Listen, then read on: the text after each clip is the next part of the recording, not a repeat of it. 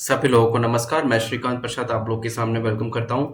ये वीडियो भी horizontal reservation के ऊपर बात कर रही है कि हॉरिजॉन्टल रिजर्वेशन क्या है और क्या आप सभी अप्रेंटिस बच्चों के साथ एक बहुत भद्दा और बेहुदा मजाक किया जा रहा है रेलवे के द्वारा कि नहीं, उसी के ऊपर मैं बताना चाह रहा हूं ताकि आप लोग अवेयर हो, जागरूक हो और इसके लिए फाइट करो।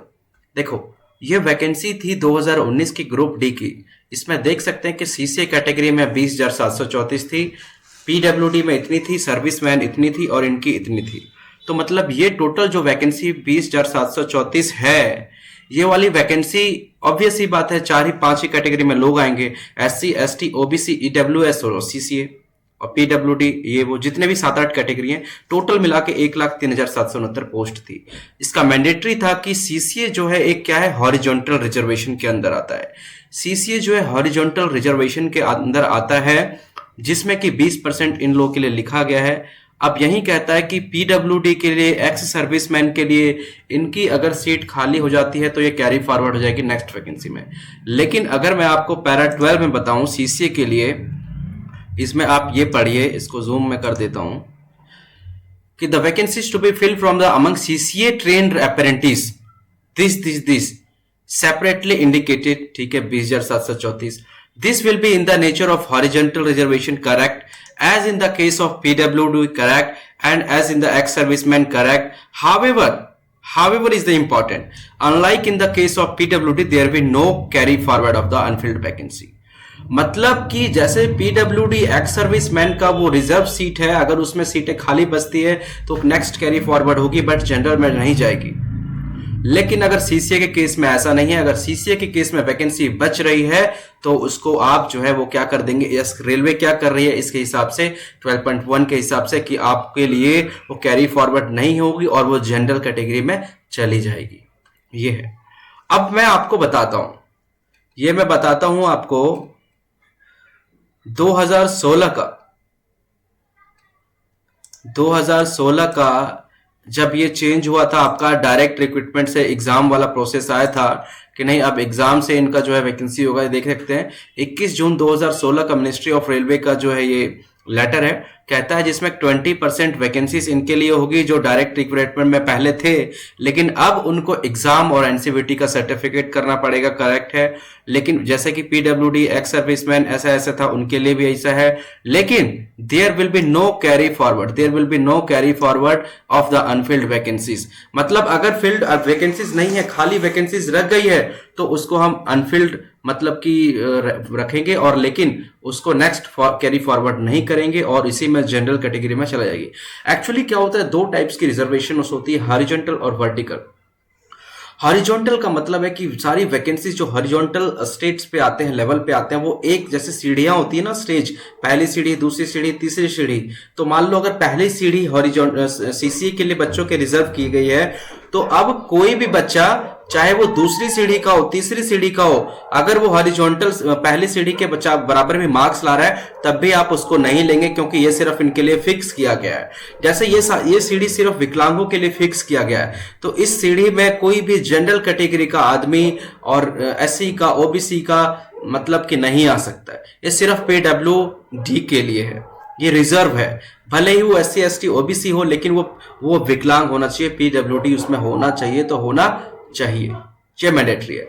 और ये जो चीज है आपके लिए, हॉरिजॉन्टल कॉन्सेप्ट क्या था हॉरिजॉन्टल वैकेंसीज का, बात बहुत लंबी चीज है, लेकिन मैं अभी नहीं बता रहा हूं, छोटा सा बता रहा हूं कि हॉरिजॉन्टल का मतलब ये होता है कि ये बच्चे जो हैं स्पेशल ट्रेंड है, स्पेशल कोर्स किया हुआ है, इन्होंने स्पेशल ट्रेनिंग प्रोवाइड की गई है।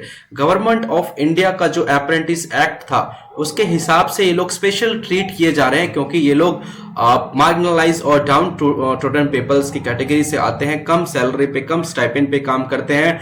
ये इसीलिए था कि मार्केट की इंडस्ट्रीज को फटाफट जो है प्रिपेयर्ड मैन पावर्स मिले, और मैन पावर मतलब कि एक सीधा इंडस्ट्री से तैयार हो, बिना ज्यादा प्रोसेस पढ़ाई लिखाई के, सीधा फटाफट शॉर्ट प्रोसेस से अकोमोडेशन हो, इस कैटेगरी में इस 20% को और हॉरिजॉन्टल रिजर्वेशन को माना जाता है।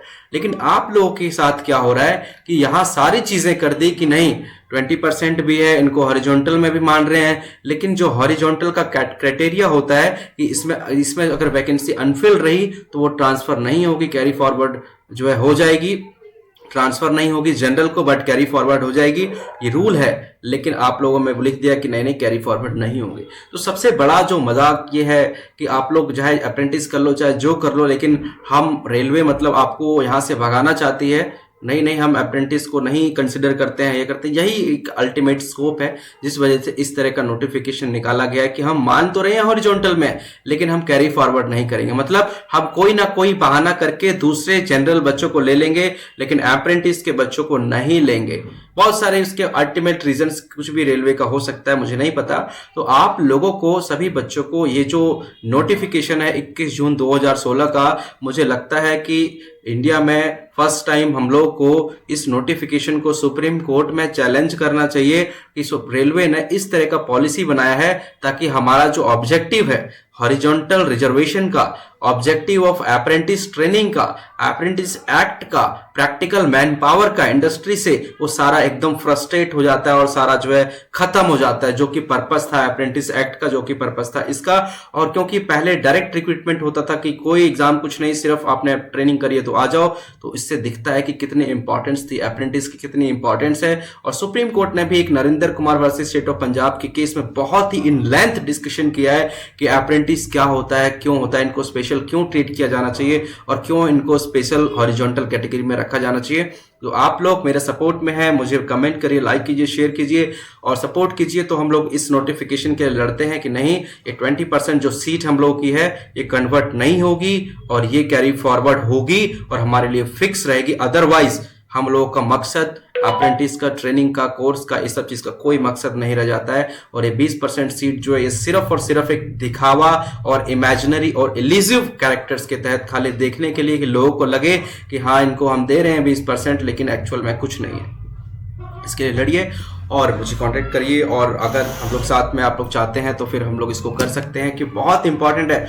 जितने भी भविष्य में भी जितनी वैकेंसीज आएंगी अप्रेंटिस के बच्चों की, यही रूल अप्लाई करेगा जो 21 जून 2016 का है। लेकिन जब तक ये रूल खत्म नहीं होगा तब आप लोगों को कोई फायदा नहीं मिलेगा।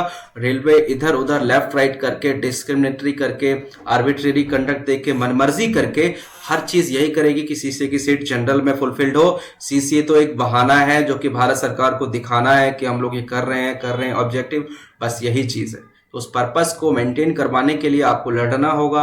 आपको इस 20% के लिए डायरेक्ट नहीं हो सकता, एग्जाम ही होगा, लेकिन ये वैकेंसी परमानेंटली फिक्स होनी चाहिए। आप लोग को इसके लिए आना होगा और आइए।